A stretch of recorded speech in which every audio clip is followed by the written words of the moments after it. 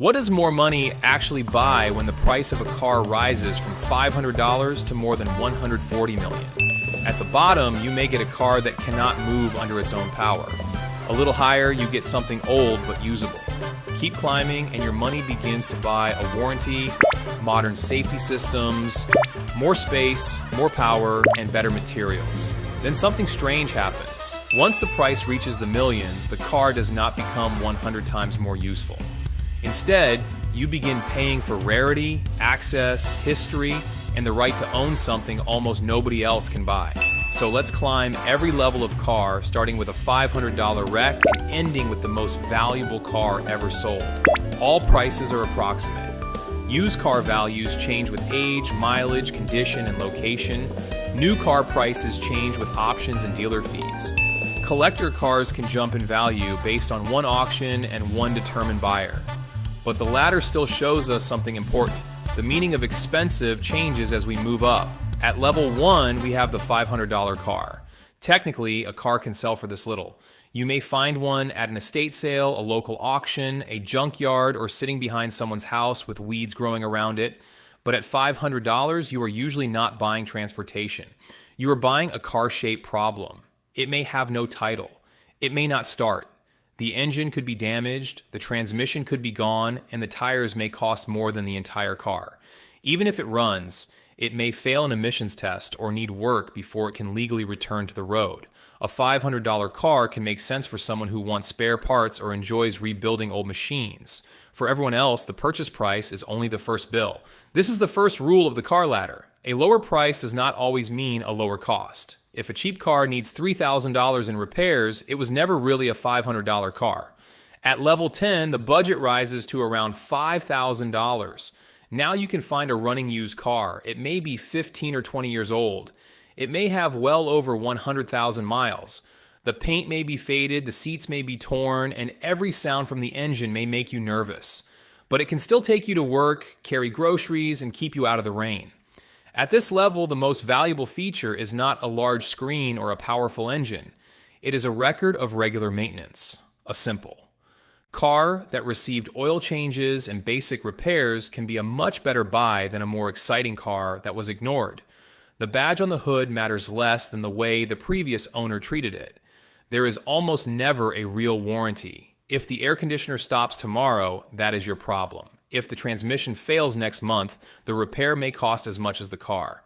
This is why a mechanic's inspection can be worth far more than a shiny set of wheels. At $5,000, you are buying mobility, but you are also accepting uncertainty.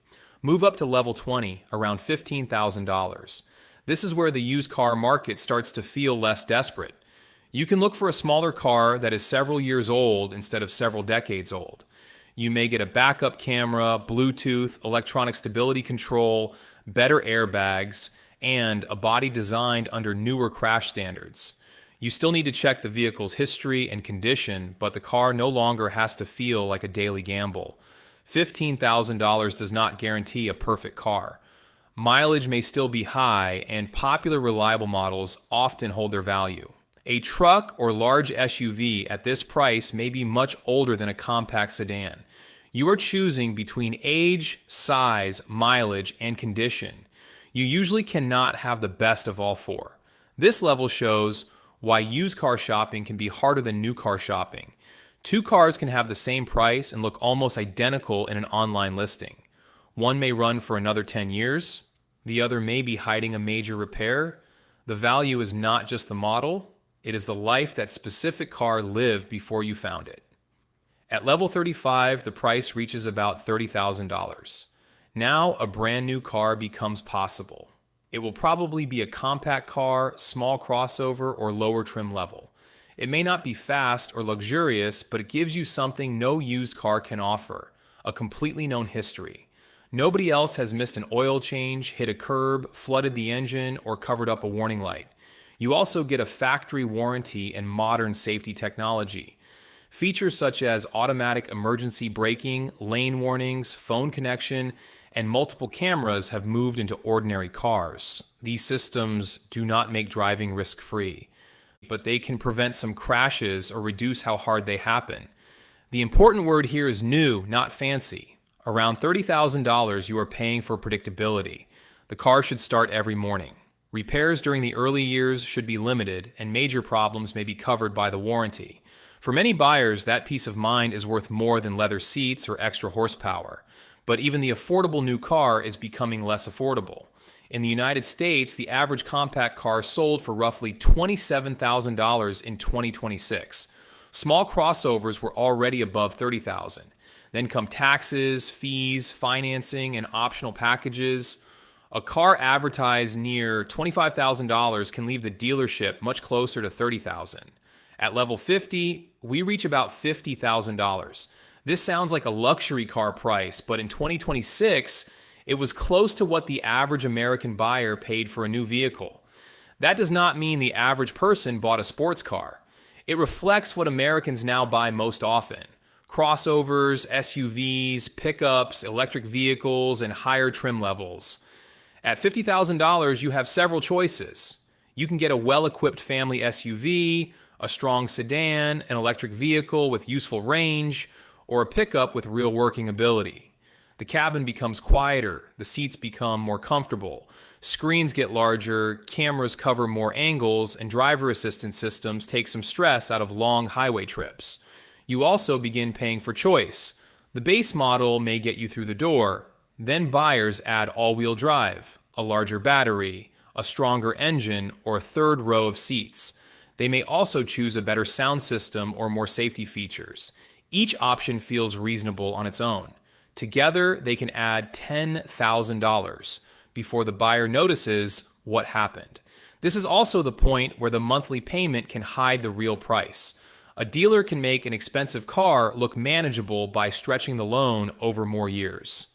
The monthly number goes down, but the buyer pays interest for longer and may owe more than the car is worth.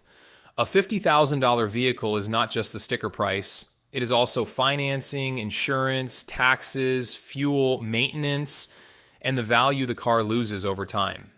At level 65, we move to roughly $70,000. This is modern full-size pickup territory. In 2026, the average new full-size pickup sold for about $66,000. Add a premium trim, a more powerful engine, four-wheel drive, towing equipment, and luxury options, and $70,000 arrives very quickly. Here, money can buy real ability. A large pickup can tow a trailer, carry heavy equipment, travel over rough ground, and work as a mobile power source. It can also have heated and cooled seats, a huge screen, and advanced cameras. Inside, it may look more like a luxury sedan than a work truck, but capability is not the same as necessity. A contractor may use the towing and payload every week. Another buyer may use the same truck mostly for commuting. Both are buying the same hardware, but only one is paying for something he regularly needs. At this level, the line between tool and status symbol becomes hard to see. At level 75, the price reaches $100,000. Now we enter true luxury territory. You can buy a large premium SUV, a high-performance electric car, a luxury sedan, or a serious sports car. The doors close with a heavier sound. Road noise almost disappears. The seats can move in more directions than most people knew were possible. Cameras, sensors, air suspension, and powerful computers constantly adjust the car around you. What are you really buying?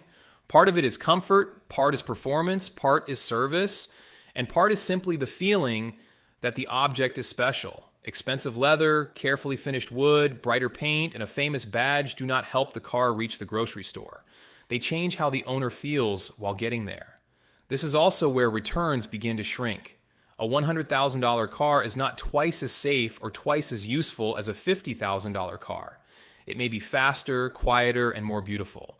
But each extra dollar now produces a smaller practical improvement. Luxury is often about removing tiny annoyances that most people simply accept. At level 85, we reach about $270,000. This is the world of serious performance cars. A Porsche 911 Turbo S, for example, carried a price around this level before options. Cars like this are not only built to produce a large horsepower number, they are designed to survive hard braking, fast corners, high temperatures, and repeated use at speeds that would quickly overwhelm an ordinary car. The brakes are larger, the cooling system is stronger, the body may use aluminum, carbon fiber, or other light materials. The suspension reacts faster, the tires cost a small fortune, and engineers spend years making the entire car work as one system. Most owners will never use all of that ability on a public road. In normal traffic, a $30,000 car and a $270,000 car sit behind the same red light. The expensive car is not buying a faster trip to work. It is buying the knowledge that far more performance is waiting under your foot even when you cannot use it. At level 90, the price reaches $1 million. Now money alone may not be enough. Many cars in this world are offered to selected customers before the public ever sees them. A company may prefer buyers who already own several of its cars. Production may be limited to a few hundred units or even a few dozen. The right to place an order can become part of the product. At $1 million, buyers expect extreme performance, but they also expect a car that feels personal. Paint can be created for one customer, seats can be shaped around the owner, small details may be made by hand. The car may take months or years to arrive. These cars often spend more time in climate-controlled garages than on roads.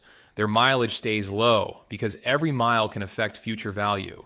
That creates a strange problem. The owner paid for an amazing driving machine, but using it too much may make it worth less. At level 95, we move beyond $4 million.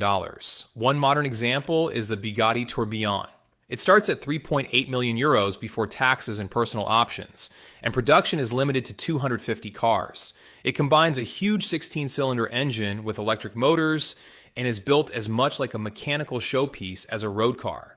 At this level, every part of the experience is controlled. The buyer is not choosing from a normal dealer lot. The car is commissioned, configured, built, and delivered as an event. The company is selling engineering, craftsmanship, and membership in an extremely small group.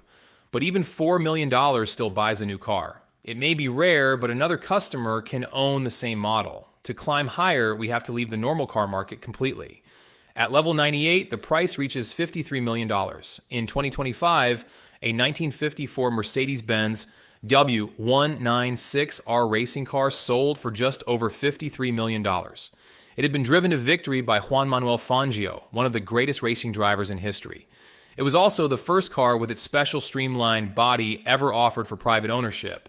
No one paid $53 million because it had useful storage or good warranty. The buyer paid for a real object from one of the most important periods in racing history. The scratches, old parts, famous driver, and documented past are the product. Replacing everything with new parts could actually make the car less valuable. That is the opposite of the $500 car. At the bottom of the ladder, damage lowers the price. Near the top, the right kind of age and wear can help prove that the car is real. Finally, we reach level 100, roughly $142 million. The car is a 1955 Mercedes-Benz 300 SLR Uhlenhaut coupe. Only 2 prototypes were built. Mercedes kept both of them for decades. Then, in 2022, the company sold one at a private auction for 135 million euros, worth roughly $142 million at the time. It became the most valuable car ever sold. The buyer did not simply purchase an old Mercedes. This was one of only 2 surviving examples. The car was tied directly to Mercedes racing history and to its chief engineer, Rudolf Uhlenhaut. There is no normal market price for something like this because there is no normal replacement. If the other owner refuses to sell, the supply available to you is 0. At this level, speed barely explains the price. Modern cars can accelerate faster, stop sooner, and offer far better safety. The Uhlenhaut coupe is valuable because of what it is, where it came from, and how difficult it would be to own anything comparable. It is closer to a famous painting than to a vehicle on a dealership floor. So what does money actually buy as we climb the car ladder? At $500, it buys a project. At $5,000, it buys basic mobility with risk attached. Around $15,000, it buys a more usable used car.